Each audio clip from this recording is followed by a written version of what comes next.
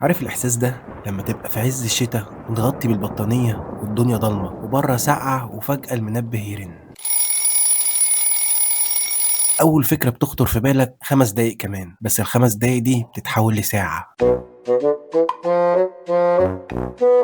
طب ليه في الشتا بننام أكتر من الصيف؟ جسمنا بينظم النوم باستخدام هرمون اسمه الميلاتونين، هرمون النوم، وده بيتفرز لما الدنيا تضلم. في الشتا النهار قصير والليل طويل، هرمون النوم بيبتدي يشتغل بدري، ده بيخلينا نحس ان احنا عايزين ننام اكتر وساعات اطول. في الصيف الشمس بتكون موجوده لفتره اطول، وده بيحفز جسمنا ويدينا طاقه، لكن في الشتاء الايام قصيره والشمس بتظهر بشكل اقل، فالمخ بيكون مشوش وما بياخدش اشارات كافيه انه يصحى. وكمان البرد مش بس بيخلينا ننام، لكنه كمان بيقلل نشاطنا، والجسم بيحاول يحافظ على طاقته وما بيصرفهاش في الحركه الكتير، وبالتالي بنحس اننا عاوزين نفضل في السرير اطول فتره ممكنه. واهم سبب بقى هو الاكل. في الشتاء بناكله اكلات دسمه عشان تدفينا، زي البطاطس والمحشي والمشويات، ويا سلام لو عسل بالطحينه. والاكل ده بيحتاج وقت للهضم وبيخلينا نحس بالوخم والكسل، وبالتالي النوم بيبقى احلى واحلى. الله، طب ايه الحل لو عايز اصحى نشيط؟ حاول تتعرض للشمس اكتر خلال النهار، اشرب ميه بانتظام عشان جسمك يفضل نشيط، خلي اكلك متوازن وما تكترش من الاكل التقيل بالليل، ده لو تعرف طبعا. والاهم خليك قوي قدام اغراء البطانيه، ما تخليش السرير يكسب. باختصار الشتاء مصمم عشان يخلينا ننام، بس ما تخافش انت مش لوحدك، كلنا بنعاني من نفس المعركه اليوميه مع المنبه. لو عجبك الفيديو اعمل لايك واشتراك في القناه، وما تدخل تنام بالليل نام بضمير مرتاح،